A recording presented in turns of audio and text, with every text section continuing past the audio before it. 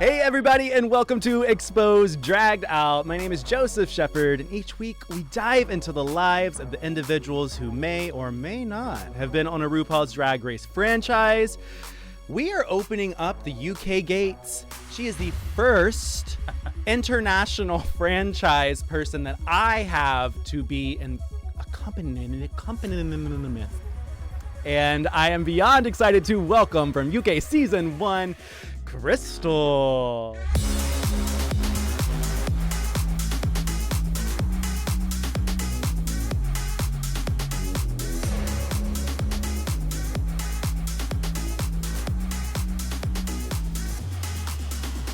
Break down those floodgates, baby. Burst open the dams. It's going to get real wet in here. Oh, I sure hope so. I mean, speaking of wet, you are a tanned bronze goddess. Yeah, I know. I need some cooling off. Right?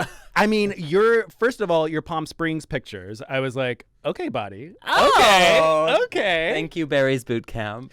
Barry's Boot Not Camp. sponsored. Not sponsored at all. But feel free. Do you do classes over in the UK too? Yeah, I've got totally addicted. And then, yeah, I'm doing a TV show in a little bit, so there's nothing like the threat of being on TV to make you get in shape. To make you get into shape. Make you, like, put down the carb, put down the chocolate, fatty, Right. you know? Like, especially during, like, all, like, the past 2 years, all this, like, COVID and everything, I got to the point where I think there was a time of, like, 3 months I didn't go to the gym. That's the longest I have been, like, in a row, and I was like... It's so boring to say, but I get actually depressed if I don't exercise. No, I believe it. Yeah, it's like endorphins and shit. Watch me become a fitness influencer. You know what? I'll do it. You should. Out of drag, that is your new career. If I don't cry or bleed, I'll do it. Sometimes even if I do. I was researching you, was looking into you. Is it true that your name was originally Crystal Beth? That is true, yes. So I did drag for 4 years before I got on Drag Race, and I went by Crystal Beth because I thought you had to have two names to do drag.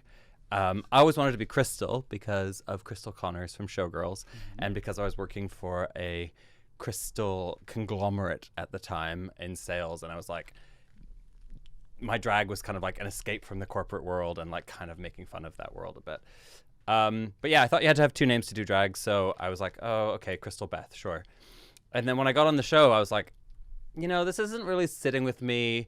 And we'd had Pearl, who was very successful as like a gemstone mononymed creature. I was like, okay, well, that could be me. I could just be Crystal. Plus, it made me feel a bit weird to be like making fun of crystal meth when like I've never dabbled. Yeah. Maybe if I'd had like that experience in my past as something I'd struggled with, then like, great, reclaim. But, you know, it's a serious topic and it's not something that I have like really any experience of. At least I don't think so. But there are, you know, there's a few nights I can't remember. So I was like, okay, let me be respectful. Like, I'm going to go for the single name. It's going to be Cher. It's going to be Pearl. And World of Wonder were like, are you sure you want to do that? Like, you maybe just keep it. I think you should keep it. I was like, no, I feel really strongly about this. Roll 6 months later. Out comes Crystal Method. I'm like, God fucking damn it. And that's not all. Since then, we've also had a Crystal Versace. Who's went and fucking won the show. So, you know, other people doing bigger things with my name, but that's fine. I'm still over here getting harder and harder to Google. I told my boyfriend, I was like, oh, I'm re-interviewing Crystal. And he was like, which one? Which one? I was like, just Crystal. The number of times I get tagged in like Crystal Method stories, I'm like, oh, great, I'm in Missouri tonight. Lovely. Also, like, if you ever want to like have a moment where you're like, let me just see what Reddit's saying about me, can't do it. No. Which is probably for the best. Yeah, I mean, it is for the best. Reddit is the biggest. I will say that causes depression. Reddit causes depression. You have your not going to the gym causes depression. Mine is Reddit. Reddit, sure. Yeah. Fair enough. I get it. So, were you born in Canada? I was. Yeah, I grew up in Canada. I moved when I was in my 20s to London. Wow, so you were in Canada for your whole life? Yeah, pretty much. How was that? I mean, Canada's great. It's beautiful. It's boring. The part of the world that I'm from is like kind of backwards a bit. I don't want to get canceled, but like we lived on a farm in the country, like an hour from the closest city, and it was tough growing up gay there. Like, yeah, a lot of people don't make it out of there. But like I always had a pretty clear trajectory because neither of my parents were from that part of the world. My mom's British. I kind of always knew there was something next for me outside of that place, which is like a privilege for sure. So then I moved to Montreal, which is like obviously a big city, lived there for 4 years. And then I wanted to just go make my fame and fortune in like the biggest city I could find. So went to London. Took a while. We got there. You got there. Well, I do want to know, you define yourself as non-binary, correct? I don't actually. You don't. So the internet's wrong. The internet is wrong. Can you believe it? Wow. The internet was wrong. What is Google? Stop the presses. I've got that's the headline for this. Oh, we're done. Yeah. We are done with this interview. Crystal walks off set. No, the thing with I think there's a very good chance that if I were 10 years younger and like I had grown up in a different milieu of like gender expression, that I might call myself non-binary. But I've just been a man my whole life who occasionally plays dress up, and I'm pretty comfortable with that as well. Shout out to all of my non-binary peoples. So what was your whole process like when it came to drag? Like, was there a moment or a pivotal thing that you saw that made you want to start? Yeah, there was. So when I lived in Montreal, I did a bit of boylesque, and I was producing kind of like alternative burlesque shows. What's an alternative burlesque show? Well, it's kind of like what drag used to be, I guess. It's like burlesque had its heyday. Mm-hmm. I don't know if you're like old enough to remember that, but like, Dita Von Teese had, and then every town had like alternative burlesque nights. And I think a lot of like, there's basically very little difference between that kind of burlesque and drag. It's basically in the same world. So I was kind of performing in those sorts of shows. I didn't do very much, just like, a few shows in a year. And when I moved to London, I like really missed that. I kind of parked it for about 5 years. And then I was like, I really miss performing. I'm going to like try and do another show. And I was like, I'm going to produce this kind of like alternative cabaret show. It's going to have burlesque people. It's going to have circus artists. It's going to have drag artists. And I realized I was like deeply fascinated by the drag queens. And my burlesque acts kind of morphed more and more into adding kind of that femininity to them as well. And I don't know, drag is one of those things that like if you dabble and you've got any aptitude, or you've got any like anything, any itch that needed scratching, if you put your toe in that water, you're going to be sucked in, like right down to your head. And that's definitely what happened to me. It was like it just snowballed and snowballed and snowballed, and it wasn't something I was like, oh, I'm going to become a drag queen, it's going to be my career, and it just happened. Yeah, you got sucked down past the head. Uh-huh. That's how I like it. For anyone listening. So your first performance, was that more in the burlesque area as a drag queen? Like, was that? Yeah, well, I guess my first performance, like when I was taking it seriously, I was a boy. I did an aerial circus number as a banker who transforms into a pig. A pig? It was very political. This is the banking crash days, you know. So it was obviously to Gaga's Swine. Right. That sounds beautiful. Yeah. And then I think from there I did like a Blue Diva Fifth Element, and that was kind of like androgynous, obviously incredibly bad makeup, just like blue paint sticks smeared all over my body and hope for the best. But yeah, it kind of like snowballed from there. Wow. Yeah. What would you say is, I guess, like, what would you say drives you to both be masculine and feminine? Like, you present both energies extremely well. You have not, like, subdued to the shaving your armpits and going all of that route. I know that when you were on UK, which we will talk about in a second, that was a big topic of conversation of you having your chest hair and stuff. What is it for you where you're, like, one and the other? You kind of, like, mix them both together. Yeah, I think I'm just expressing myself how I feel the best. I have shaved my chest in the past for drag. There was a time when I thought, oh, maybe that's what I want to do, but it didn't feel like me. Yeah. I'm not particularly trying to do female impersonation. It's not something that I've ever really wanted with my drag. It's more about channeling some feminine energy that I was, exposed to or interested in as a child, and finding a way to bring that into me. But if someone looks at me like this and sees a woman, I kind of feel like that's more on them than on me, because there's nothing about like long blonde hair and a dress that inherently belongs to women. It's just what we've decided as a culture is feminine. So I don't even really like the term drag queen, because I think it kind of implies female impersonation. And so I typically call myself a drag artist if I can. Oh, I like that. I like that a lot. It's like a combo. Yeah. You're in London. Mm-hmm. You end up on a little show. RuPaul's Drag Race UK. This is the first season of it.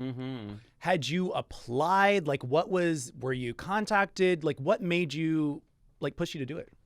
Yeah, I think the application process is the same as in the US. It had been going for so long at that point. So, yeah, everyone applied, had to do the video, all of that. I never thought I would get on, because why would they put a Canadian on the first season of Drag Race UK? It didn't really make sense. But there you go. I got on. Who knows why? And sorry, what was your next question? Sorry, I caught a glimpse of my reflection. You were like, "Oh, I'm so." Where were you when you got the phone call? I was studying to become a hair and makeup artist for film and TV. So I was doing like an intensive course, because obviously I had some makeup skills by that point, but I was kind of trying to upgrade my hair skills. And I was like, oh, this will be a great side project to balance against drag, because I'd kind of left the corporate world. Drag was making me most of my money, but I was like, oh, I could do days on film sets, and I can do makeup. That'd be really fun. So I'm studying for that, and yeah, I had to leave class to go out and stand by the dumpsters and receive the call that blew my absolute mind, scream, and then go back in and just pretend nothing had happened. It was very, very bizarre.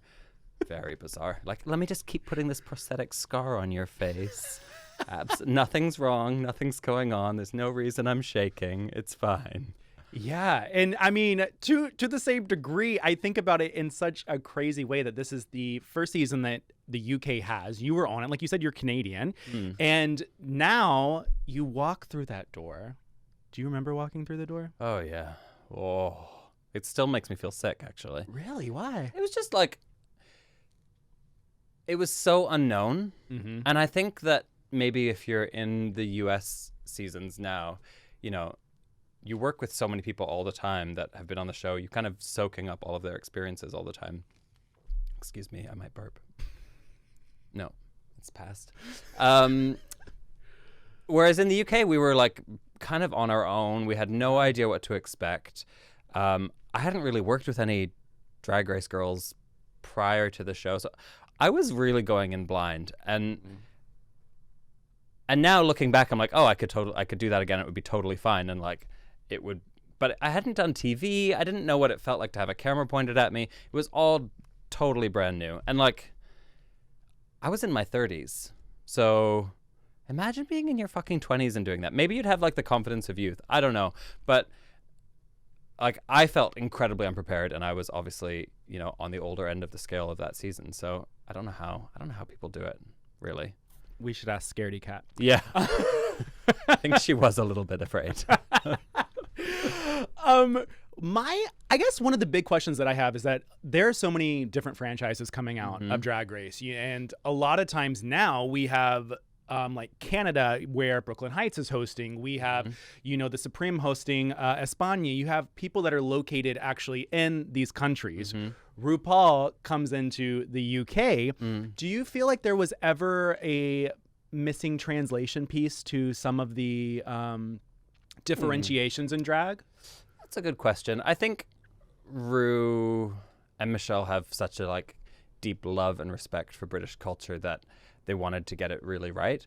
That said, there is always something a bit corny when Americans come to the UK, because they only see the tourist side of things. Yeah. And I think that they have figured that out in later seasons, but I don't know. Maybe it's what made the show work because it was a perfect blend. It wasn't too American and it wasn't too British, and it found kind of an audience somewhere across the Atlantic that like could appeal to both. You've also got like Graham Norton, and Alan Carr, who are British comedy icons through and through, and I think they bring a lot of that kind of necessary wit and stupidity and the humor. Like it's they add that quite a bit. I want to like go over your runways. Oh, great. I hate talking about me. Why do you hate talking about you? I love it. Okay. I was like, don't worry. It's fine. I thought that your runways were great. I thought that they were phenomenal. I think that Thank you. Me too. It was a totally different vibe than what the other girls were giving. And I think that is what always played in my head. And especially your lip sync where you went home and it was you had the mouthpiece and everything in. I didn't go home that one. I went home the week after. The following. Yeah. Yeah. Races at the big floral hat. Oh, yes. You had the big, yes. And then that was against the Vivian, right? Yeah. Correct. I loved getting ready for the runways for that. The thing that I always enjoy about drag is like coming up with the performances and the concepts. So it's the same way if you're approaching like a performance you need to do, or if you're doing a runway, like someone gives you a brief or like a theme for a night and you can take that and like put your spin on it. What I find harder and what I think is tricky about Drag Race is that you're often thrown into things where you don't have much time to prepare, and I'm like a preparation queen. I'm a stunt queen. I like to have gags. I like to know what's coming. I like to know what I'm doing. And that isn't really like reality TV. What reality TV is good at challenging you on. So I'm really glad that like the runways were there so that I had something that I felt like safe and comfortable in, that I could really like sink my teeth into, so to speak. I want you to sink your teeth into your confessional look. Your dots under your eyes. Is it real? Is it tattoo? What's the tea behind this? It's called makeup, Joseph. Oh my I don't know if you've heard of it. I never have. I know you're sitting here looking at me. You're thinking, "Wow, that's like, full that natural is, beauty." Yeah. But yeah, no, it's called makeup, and I applied it every morning. Really? Were you ever afraid of like continuity, or do you know exactly where to put it? I think it would have been funny if one day you like put it over here or on just the side. like move it slightly every day just to see how long I can get away with What was the other move? Was it Super Troopers, whatever, when the hat like is small, like it's like the sheriff's hat, small, and it's bigger every single scene? Yes. That would have been. I should have done that. You should have done that. I should have. Missed opportunity. Next time. Missed opportunity. You left in an episode that ended up becoming extremely big for the other three girls. Yeah. When you guys were going over your breakup bye-bye, you're going over your writing your lyrics, when did you know that those other girls... You know what? I was fully delusional straight up until that scene where the three of us are watching them perform. I was like, oh. It weren't bad. No, it was good. It was good. I mean, do you remember that shot? Yes. Yeah, it weren't bad. So you guys were actually watching. Yeah, we were watching, and they went after us. We came off, we were like, oh, that was really great. And then Vivian came off, was like, I fucked it, girls. I was like, oh, fuck. If you fucked it, then what happened to me? Because I'm here like, oh, I think I might have done quite well there. No. That said, I also knew there was something going on because the cameras had come over to me while we were getting ready, and they were like, so, Crystal, do you want to talk about like any childhood bullying or like any traumas you want to get off your chest? I'm like, no. Why? No, I'm fine. Everything's fine. I haven't even done the fucking challenge yet. Like, leave me alone, you vultures. No. Ask the Vivian her problems. They don't do that quite so obviously anymore, but there was definitely a couple years where it was like, oh, sob story, going home. And like, it happened in our season. Like, I was like, Vinegar cried. Cameras were there. Something wrong. Cameras are there. She's talking about trauma. She's talking about her family. She's gone. The cameras come to me. I'm like, uh-oh. Do they see something I don't see? I haven't even done the challenge yet. They just knew. They could smell it. It's well, I mean, I produced Latrice Manila's podcast, and Latrice always says, "You know when you know." You literally sense it. Well, in the I didn't atmosphere. know. I didn't know until the cameras turned up. I was like, I'm gonna do great. I think my verse is fantastic. It's full of potential and charisma and energy. I mean, I've got the choreo down. Turns out, a bit dead behind the eyes. And that's what you don't see until you see the TV show. Yeah. We also saw the wig slowly go back. That was it during the lip sync, and that was a tragedy. What was it like watching yourself back? Did you watch the whole season? Oh yeah, I loved it. I mean, you know what's coming, so it's fine. I think I was more afraid of like how I would come across than I needed to be, and I think that's kind of my storyline for all of Drag Race, is that I think I kind of held back because I was unsure about how I was going to be perceived. I was worried about the cameras, and I was like really focused on doing well in the competition, and I kind of forgot I was there to make a TV show, and kind of the competition is kind of second to that. So yeah, I guess I just watched it back and thought, oh, I wish I'd had more fun while I was there, because I was stressed. Yeah. The one thing that I noticed about season 1, I don't know if this is true, but I feel like all of you as queens were all extremely individual. Like, I feel like after the show, there probably would have been one or two. No one has ever called Cheryl Hole original. Beyond original. I would love to know, were you guys friends at all after? I feel like it was a very non-friend group of girls, and that may just be me, but I feel like there was only probably a few that clicked. I feel like the Vivian was in her own world. Davina was in her whole world. Baga, like, I feel like it was all very spread out. Do you feel like you were more family, or? I think that's true, and I think because we were only 8 episodes, it was pretty brief. Like, you look at season 14, and they were there for, well, that must have been in there for 2 months. And, I was there for 2 weeks. So it was kind of like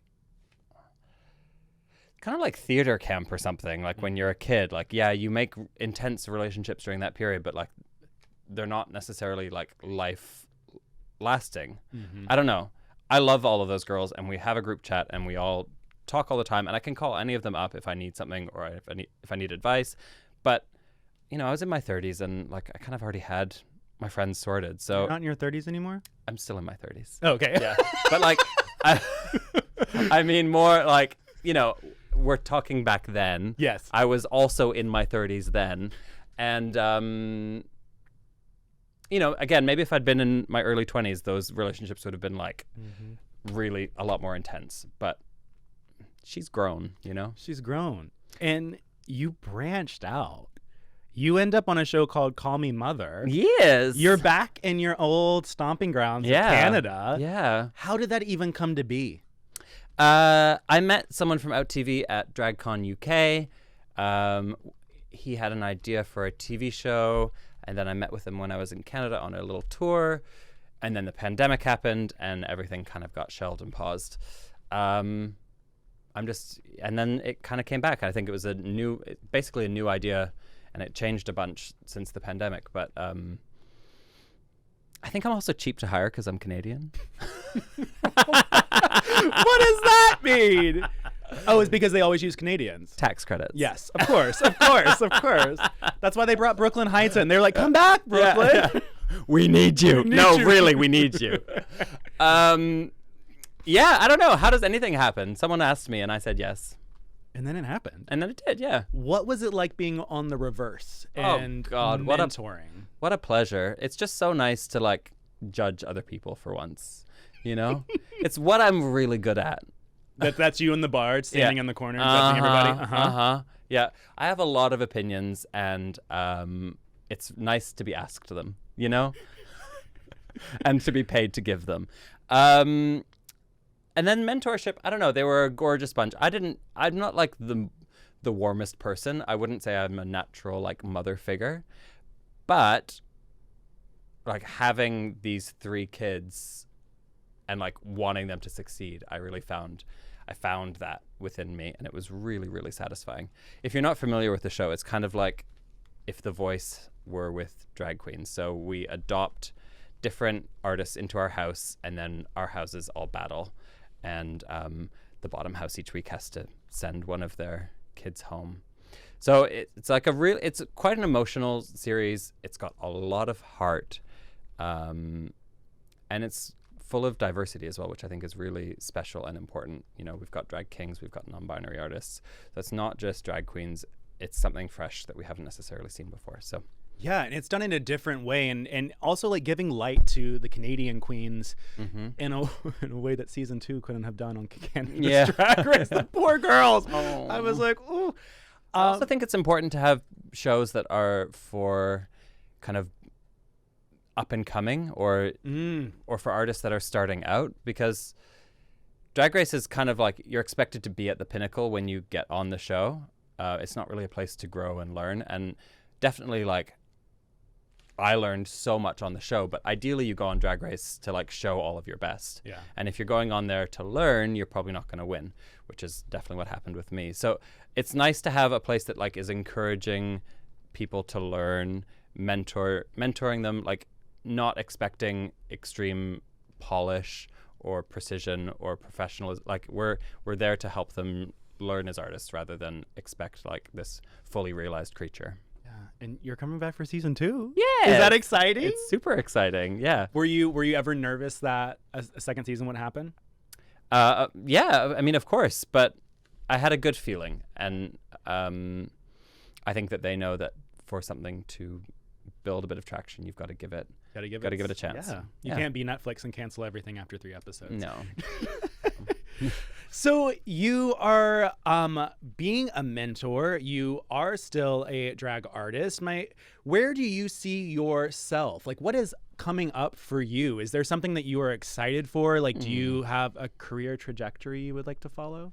I'm still loving just like dipping my toes in all of the different ponds, or to mix a metaphor, fingers in all the pies. It's really fun. It's fun being able to like keep touring. You know, I've been in California for about 4 weeks doing shows. It's been amazing. I produce my own shows in the UK. I've got 2 different nights that I run, which I love doing. And, you know, I've got this TV stuff. I do a podcast. I don't know. I'm going to keep throwing stuff at the wall. And as long as it keeps sticking I'm just going to keep doing it. And I get bored if I'm just doing one thing. So hopefully I can just keep being crystal of all trades. Yeah. So you've done drag in Canada, the UK. You've had about a month stint here in Cali. Yeah. What is the differentiation in drag? Do you see a differentiation, or do you feel like it's slowly like merging together?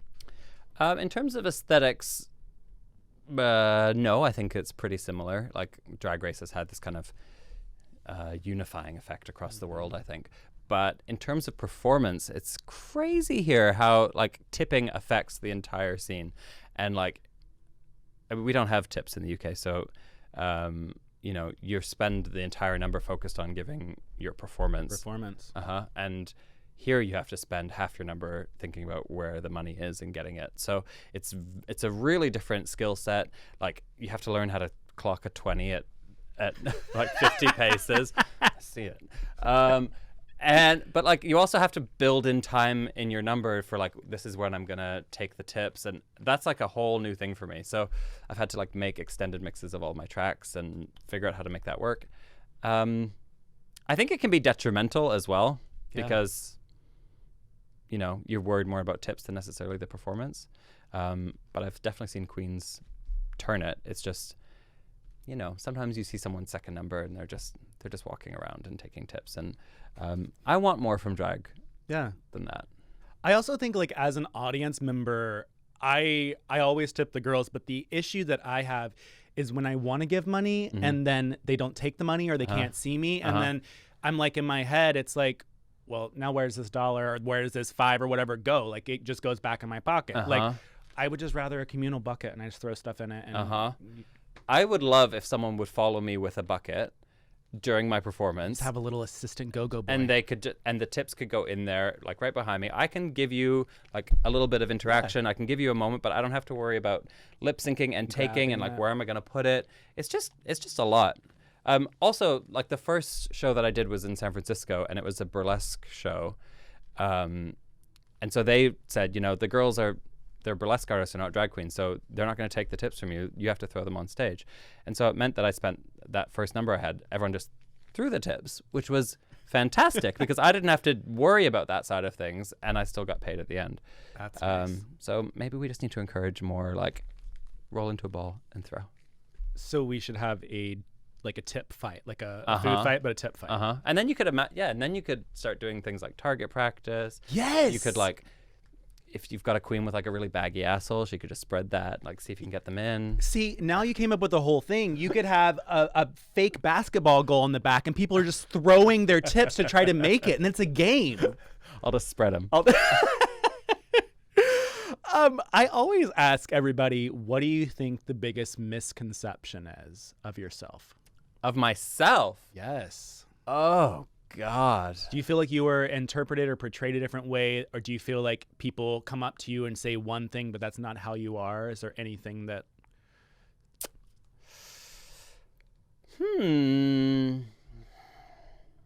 I'm trying to think of something that isn't just like super glib because I think I probably come off a bit of a standoffish bitch, but that is because I am like a definite introvert by nature, and like I love to perform and like give people that show, but like I'm not necessarily the chatty girl backstage. Yeah. And I think that can read like you're a bitch, but it's just because I'm like a quiet little nerd, really. Isn't that frustrating? Yeah. I always think about that. I'm like, why is my quietness your problem? Yeah. Or like, why am I the bitch Yeah. for it? Like, that's Yeah. just me. I'm not asking you to change, Yeah. you know? Unless I'm drunk.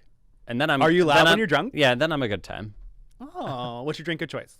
Ooh, a vodka tonic, because it makes me feel like a old rich white lady who's like bitter on the coast of Maine. So if you are going to a Crystal show, buy her a vodka tonic and then put the dollar bills attached to the drink and just give it. There you go. Oh my God, I heard about a number that Sharon Needles used to do where she would take bills and then take someone's drink from the audience and blend them and drink it. What? Yeah. Yeah. Those, okay. Wow. Right? Those days, A bill though, slurry. of Sharon Needles and like Alaska, like, did you ever see those performances? No. If you go on YouTube, there is butts, there's penises, Yeah, there's but that everything. that is my shit. I love Yeah. that. So I guess as we are slowly wrapping this all out, always ask queens to expose something that happened on Drag Race that either happened behind the scenes that was either good, bad, negative, I don't care what it is, but you wish would have been shown on camera. Oh.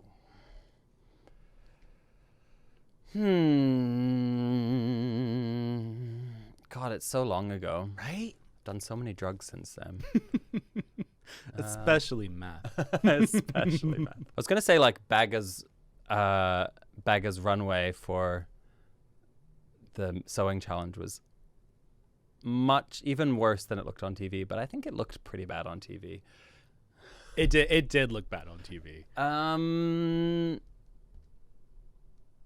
Fucking hell, Joseph, I'm sorry. I think you got a good picture on Drag Race UK. I don't think there were lies. I think you saw the good bits. And like Drag Race is really good at showing you all the good stuff. Were you sequestered? Yeah. In a hotel room? Yeah. What was the hardest part about that? Oh my God. Truthfully, just like not being able to speak to my friends and my husband while I was there, like going through the most intense experience of your life and being like, all I can do is write in this little journal. Did you write in a journal? Yeah. Do you still have it? Yeah. When was the last time you looked at it? I moved like a year ago and I found it and looked at it then. Yeah. I'll tell you. Okay, I've got some backstage tea for you. So obviously you've got no phone, you've got no internet. I'm going to expose these two queens. Something Wong came to the hotel with a DVD player and a bunch of fucking porno DVDs, which she plugged into the hotel TV. But if that weren't bad enough, Vinegar Strokes found out about this. So at the end of filming day, Something Wong would go back to her hotel room, and then in 30 minutes, she would put the thing under the door to get the runner to come, and the poor runner would have to take the DVD player and DVDs down to fucking Vinegar Strokes' room. And this poor little 18-year-old posh British girl, like, carrying these, like, wishing she could, like, bleach her fucking hands off, taking, I don't know, cum-guzzling dick pigs, 1, 2, and 3, back up and down the Holiday Inn. There. It was the sisterhood of the traveling pornos. They are filthy and they are shameless, which is why I know they wouldn't mind me telling this story. That is hilarious. So gross. Oh my goodness. Well, But, you know, desperate times. desperate times call for desperate measures. And the desperate measure that we have right now is we're about to have to close out this podcast because it's time to go. It's not the first time I've been called desperate. Oh. Well, what is new for you? Where can people find you, see you? Plug yourself, plug everything you want to right now. Yeah, just go give my socials some love. Go watch Call Me Mother and book me on Cameo. Those are the ways you can support me. Ooh, Cameo. All right. So if you're listening or watching right now, I would love if you comment in the comment section below what your favorite part of this interview is. I will gift you a cameo from Crystal. So that is Lower your expectations right now. Lower your expectations. You can have her say happy birthday to you. You can have her tell you that you need to get up and go to the gym. You can have her say whatever you want. I'll always flash a titty as well. Happy to. Ooh, or smell an armpit. A scratch and sniff cameos are now coming your way. Well, thank you so much, Crystal, for being here and Having chatting. me. It was fun.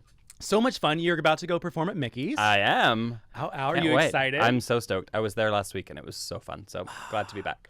So glad that you're here in LA. Make sure to check out Crystal on all the socials at Crystal will see you now on most good platforms and a couple bad ones. And I'm Joseph Shepard. You can find me on Instagram, Twitter, all of that lovely good stuff at Joseph A. Shepard. Until next time, I will see you. This has been Exposed, Dragged Out. We're going to dance our way away. Yeah, we did. Bye, guys. Bye.